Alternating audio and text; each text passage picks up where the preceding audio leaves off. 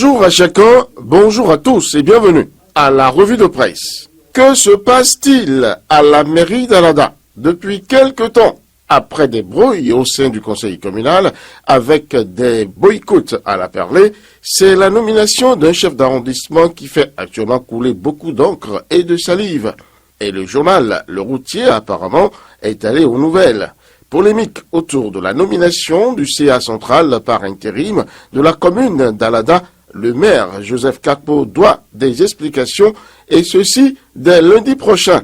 Intime comme ordre le journal à l'autorité municipale, car c'est une offense grave aux conseillers de la mouvance présidentielle, fulmine le journal. En attendant cette clarification, un autre fait non moins important s'est signalé, et c'est Décryptage Info qui nous rapporte l'information.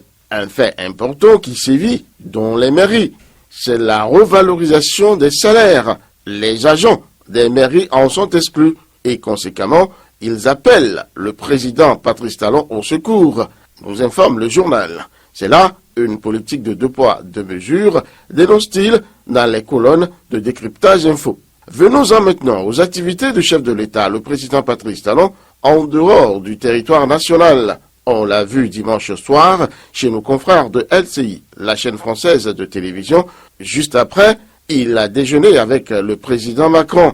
Bref, Patrice Talon, on le constate, est dans une offensive diplomatique à peine voilée. Et c'est Nord-Sud Quotidien qui nous donne les raisons de cette hyperactivité diplomatique de notre chef de l'État. Cerise sur le gâteau, ce journal annonce d'ailleurs la visite dès demain du président nigérien Mohamed Bazoum au Bénin, ce qui vient corroborer la thèse de départ. Au chapitre politique à présent, la Nouvelle Tribune nous plonge dans l'ambiance qui aura prévalu jeudi toute la journée à la Cour constitutionnelle lors de l'étude des recours du Parti Les Démocrates contre l'élection des membres des commissions. Les commissions parlementaires, évidemment. Nous sommes à l'Assemblée nationale.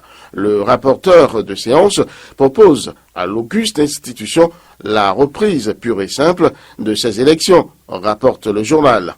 Mais la Cour va-t-elle suivre son rapporteur dans le verdict final? Wait and see. Mais en attendant la décision finale, le quotidien Nassiara lance un pavé dans la mare des démocrates en portant à leur connaissance ce qu'attend le peuple d'eux.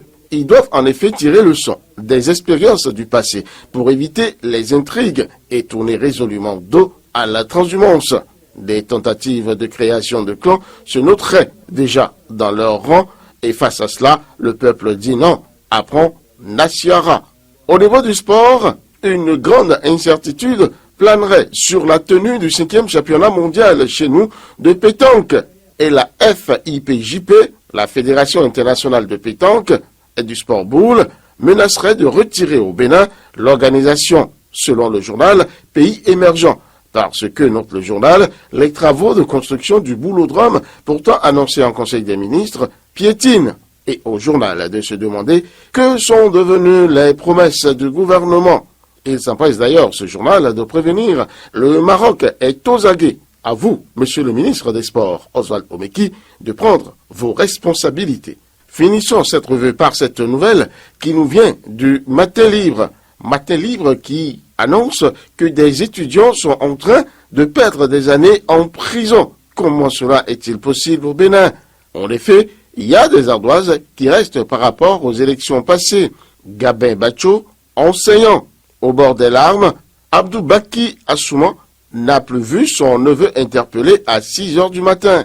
Et puis à Parakou, camarades étudiants, enseignants et parents plaident pour leur libération. Et enfin, les détenus politiques exilés s'invitent dans les plaidoyers.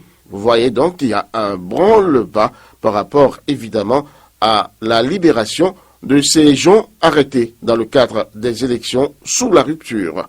Voilà qui va mettre définitivement un terme à cette revue. Peggy Ludovic Dalba. Rendez-vous dimanche prochain.